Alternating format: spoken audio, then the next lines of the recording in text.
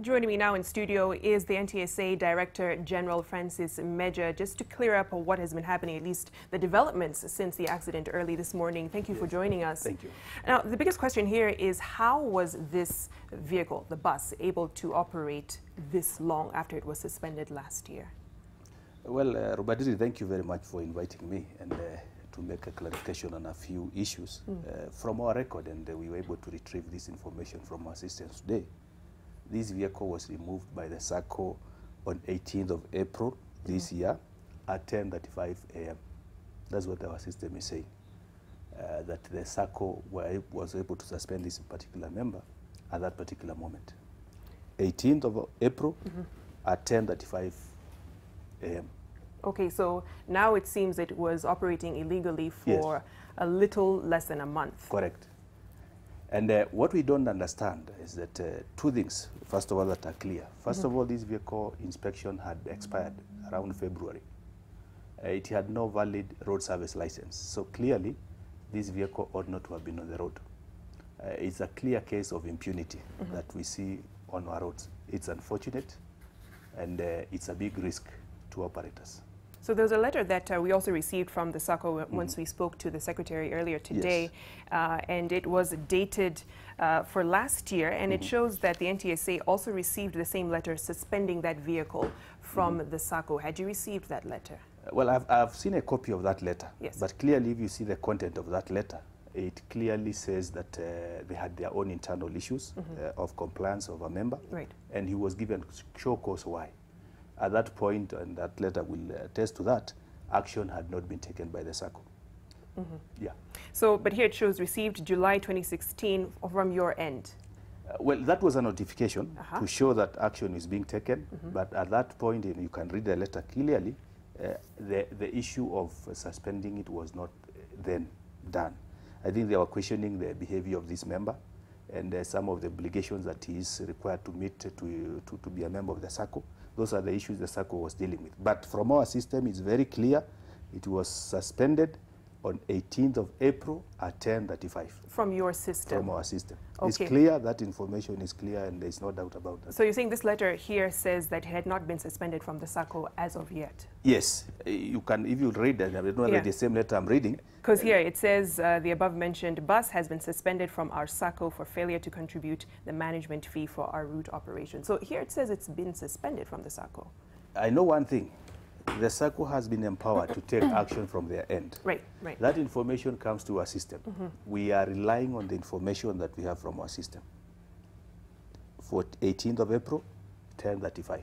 So if it was the 18th of April, 10:35, that would mean then it's completely wiped from the system. It is removed, and now the RSL is invalidated. Okay. Yes. So there's no way you can track this vehicle, say, if it got into an accident like it did today? Unfortunately, we don't have the mechanism because we don't track vehicles. But ordinarily, I would say this. And I must say it, and we can't call it any other name. It is impunity. The registered owners of these vehicles knew very well that they are not supposed to be operating. How they decided then to ferry passengers very late at night is something we don't understand. And actually, from the information we are getting, originally the passengers who were on board of this bus were not using that bus. They had boarded another bus, but we are told to alight and board this particular bus. We don't know where it came from and the reason why there was that change. Those are investigations that we are still following up. Okay, so once this bus was suspended and taken off your system, the registration KCG 992C, now the secretary from the Sacco said they got a call from NTSA this morning saying that it belonged to them, so meaning it was still in the system under the Superhighway 25 Sacco? Once the system is removed from the system, the road service license is not valid, and therefore this vehicle is not supposed to be operational. Now that highway, the Nairobi-Nakuru highway, is very heavily manned by police, by NTSA. During that time, and we don't know how long it had been operating illegally, why wasn't it detected? Well, those are the questions that we have to ask our teams on the ground. And we do not know whether this vehicle, this was the first time it was operating. We don't know. We are still to establish. But our teams, actually, when this accident, particular accident happened, were the first people to respond. They were actually about a kilometer away, patrolling, when this accident happened. They were the first people to respond to this. Unfortunately, we have lost so many lives, 19 of them, right. Under circumstances that are not acceptable. So is this an oversight on behalf of NTSA, for instance, to allow for this to happen? Well, I think it is, we can't say it's an oversight on ourselves because we do not know for how long was this vehicle operating on the road. We don't know. And those are investigations that are still going on. But more importantly, the owner of this vehicle knows very well, too well, that this vehicle is not supposed to be on the road. And we are happy that we are able to move quickly. And one of the directors was arrested. One is yet to be arrested. The driver is still at large. Right. And we shall be following some of this information or this list to get more details on exactly what has happened. But this doesn't seem to be a unique case because we've seen in other situations where if a Sacco has been deregistered or a vehicle or a driver suspended, they join another Sacco, continue to operate under new branding. No, that is no longer happening. And we have been placing a lot in terms of automation. Today, if you have to remove a Sacco, before you go into another Sacco, the Sacco that you are leaving must first of all release you before they allow you to go to the next Sacco. So we are doing a lot of automation so that some of these gaps that people used to take advantage of are eliminated. And today it's not possible for you to move from one Sacco to another without being released from the original Sacco. It is not possible. Now, of course, this is your Road Safety Awareness Week, yes. And ironically, on the day that we are also mourning the loss of 19 people, you had mentioned that 1,097 people have lost their lives to road accidents yes. to date yes. this year. And when we're looking through your website, it showed 650 people as of May 4th this year had lost their lives. So that was putting, at least over the course of the last 9 days, 447 people had lost their lives from the 4th of May this month up until this date. That's a lot of people. Yes. Well, road accidents, and we must say, is still a big challenge to this country. To lose about 1,097 people from the beginning of the year, that number is very high. But compared to a similar period that last year, you would see there's a drop of about 6.7% reduction.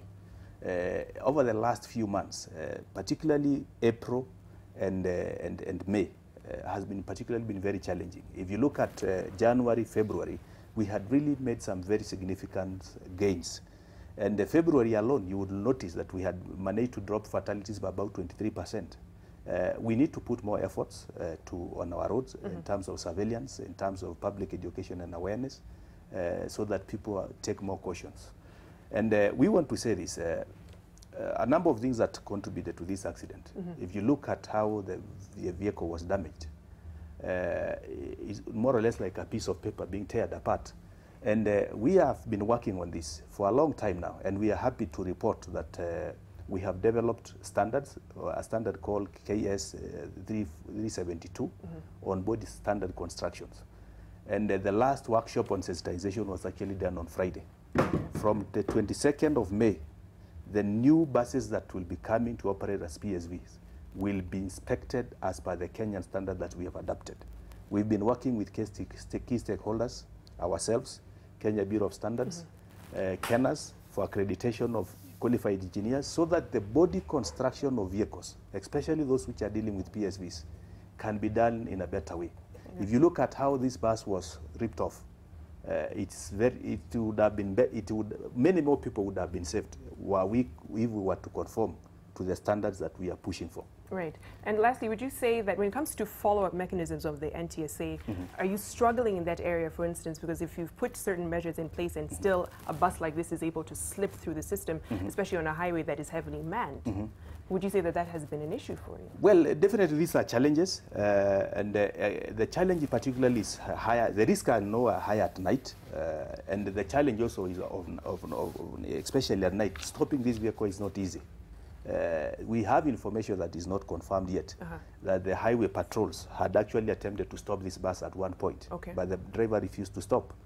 It is not very easy to stop them, but definitely the automations that we are moving around is helping us, because at a click of a button or through a phone, you can be able to check the licensing status of a bus. And you mentioned it's very hard to, of course, to surveil during night hours. Will we see a ban on night travel come up? Well, I don't think because of the economic activities of the country, that is the direction to go. But I think it is high time we will be looking at our regulations to see whether they are adequate, where there's inadequacies, we definitely must be addressed, because if you look at the fatal accidents that we've had over the last few months, all of them are happening at night. An area that also is on our focus is the heavy commercial vehicles. All these accidents, there's behind them, there's a heavy commercial vehicle.